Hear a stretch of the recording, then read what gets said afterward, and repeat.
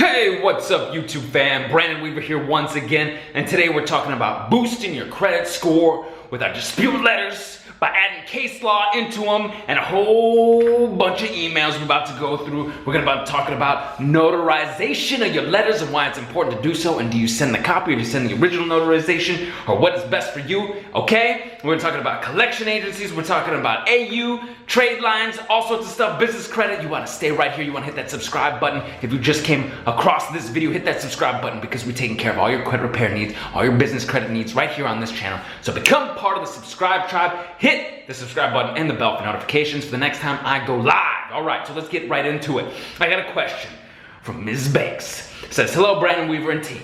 We, my wife, love your videos and knowledgeable information. The Beyond Committed package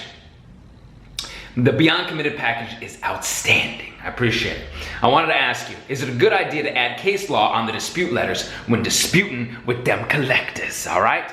I found a case dealing with a big vehicle, okay, big vehicle brand out there. Not gonna put no names on blast, but it rhymes with Nissan, okay? I'm not saying it, guys, I'm not saying it, okay? Rhymes with Nissan, okay? Vehicle repossessions, charging consumers illegal fees after repossessions, okay? This stuff happens all the time. And let me explain to you why some of these stuff is illegal and now it's inaccurate on the reports and illegal. It needs to be disputed and deleted, and you can do that at 609creditrepair.com. You can get those 609 letters. You've got the Beyond Committed package. You've got the videos that walk you through the process, how to dispute repossessions, getting all this negative stuff off, okay? Now, why is it illegal? Because they don't have a agreement.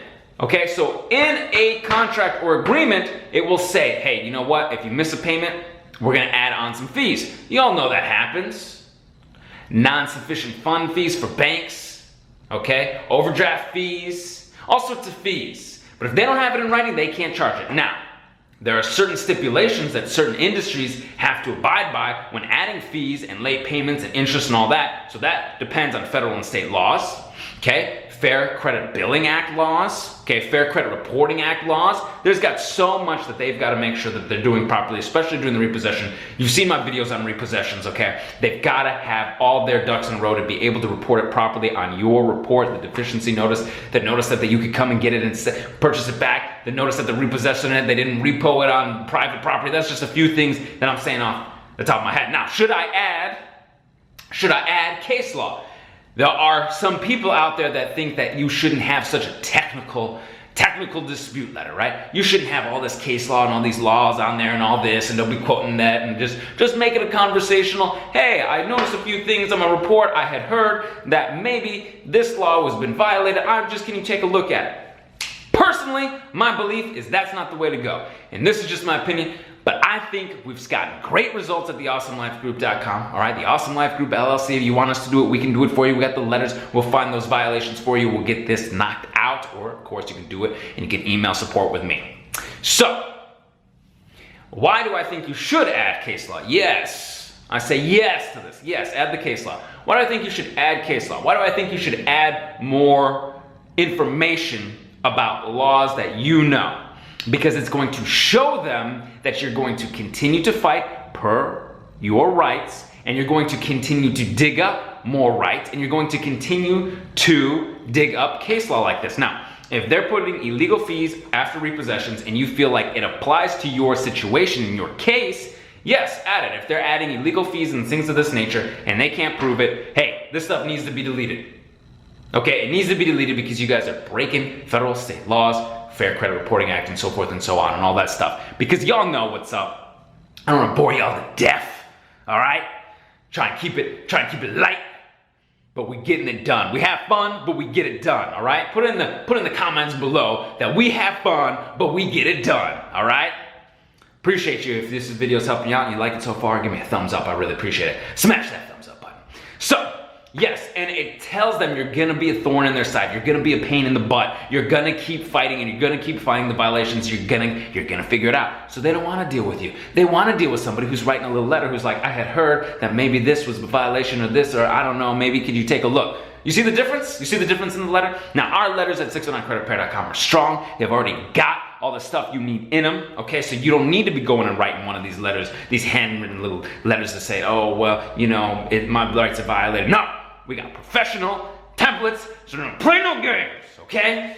Shucking and jiving, I appreciate you, all right? You and yours have a good one. I appreciate you. If you have any other questions or concerns, reach out to me. Now, we're about to get into notarization.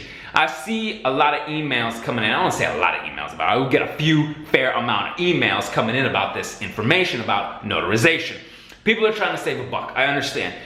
This is why you know, this is what you're trying to do. You're doing it yourself. You're trying to save a buck. But the notarization needs to be done, or if you're not going to do it, make sure that you have all the information that you're supposed to put on there, right? The ID, the social, the utility bill, the return receipt if possible, if not, at least certified mail, right? So certified mail, of course, is more of an investment. You gotta think of these things as investments, guys. They're gonna pay off in a couple of months. They're gonna pay off years down the line too, when you got that house, when you're selling your house for $1 million because you bought it the right time, because you can afford it with the interest. No shucking and jiving. You're getting it right, okay? So notary, so here we go. Tommy T9 asks, all right, I got the $49 bundle, okay? The Beyond Committed package, appreciate it. Could I just send a copy of the second notarized page and keep the original copy and still be effective? Okay, let me tell you, you wanna keep the copy. What I did is I sent the original so they knew that this was notarized, okay? So they see it, so they can't be like, oh, well, you sent us a copy, we're not really sure, it might not be real, because they play games like that. That's what they do over there. That's what they do. That's what they do. That's what they do. Equifax, playing games, you saw on the Equifax breach. If you haven't, please take a look at those videos that I have here on Equifax breach and how they play games, and they said, oh, well, we didn't know that the passwords were breached. Oh, I guess we did. Oh, we divulged it. So, don't let them play any games, send the original, you keep the copy. Now, could I reuse the second page notary for my second and third disputes so it saves me a trip each time I do a round? Unfortunately, you wouldn't be able to do that because you're sending the original. What you're trying to do is send copies of the notary to reuse. I know you already see the problem with that. You know, you want to send the original so they don't have, you know, shucking and jiving and playing games. Oh, well, we don't know if this was you. This is not a wedding signature, this and that. Now, you keep a copy of it. Now, you're probably worried. You're like, I'm sending my signature, man. I'm sending my stuff. First of all, don't worry about it. The notary has that in front of notary. You signed it. They know that you're sending this, okay? They know. You're good to go, okay? So you're okay. You can keep the copy. Secondly, they're not gonna play no games with the signature. If they do, you trap them up big time, okay? And then you know, but I've never seen that, so don't worry about it. Don't sweat it, okay? You're gonna be absolutely okay. It says, keep up the great work, Brendan. I'm watching your YouTube videos now, right now, because credit repair starts right now. Your knowledge and willingness to help others in credit issues to improve their life is inspiring. Thank you, I appreciate that. This is, oh wow, this works for my wife and I will also pay it forward to help friends and family. That's great. Thank you so much. I appreciate you for writing in. Get into all your comments, questions, concerns, your emails right here on this channel. Also the ability to go live with you on times, right? On different time zones, Hit the subscribe button, hit the bell for notifications so when I go live. And on these calls that I do, I answer your question, and you can usually get in a live call. I got an 800 number only during those live calls. Okay, last one, here we go. Last one, and then I'm gonna let y'all go. But before I do, we're gonna do one more question here. All right, now.